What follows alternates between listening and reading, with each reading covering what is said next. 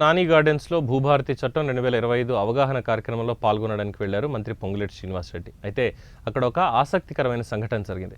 అక్కడ ఒక వృద్ధురాలు కాగితం చేతిలో పట్టుకుని దీన స్థితిలో ఏదో అవసరం కోసం వేచి చూస్తున్నట్లుగా ఉండడాన్ని గమనించారు మంత్రి. దీంతో ఆమెను వేదికపైకి పిలిచారు.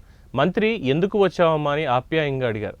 తన పేరు వేల్పుల ఊర్మిళ అని, 41వ డివిజన్ శంభునిపేటలో తన నివాసమని, తన మనవరాలు వేల్పుల లిటి ఇటీవల 4వ తరగతి పూర్తి చేసిందని తెలిపింది. సెయింట్ గ్యాబ్రియల్ పాఠశాలలో 5వ తరగతిలో ప్రవేశానికి పరీక్ష రాసి సీటు సాధించిందని, అయితే లిటి తల్లిదండ్రులు మనస్పర్ధల వల్ల వేరుగా ఉంటున్నారని, తన మనవరాలకి సీటు దక్కినప్పటికీ చదివించే స్తోమత తనకి లేదని మంత్రి వద్ద వాపోయింది ఆమె. దీంతో వెంటనే స్పందించిన మంత్రి పొంగులేటి చదువుకోవడానికి అయ్యే ఖర్చు మొత్తం భరిస్తానని ప్రకటించారు. మంత్రి పొంగులేటి శ్రీనివాసరెడ్డి మంచి మనసును చూసి అక్కడ ఉన్న వారందరూ హర్షం వ్యక్తం చేశారు.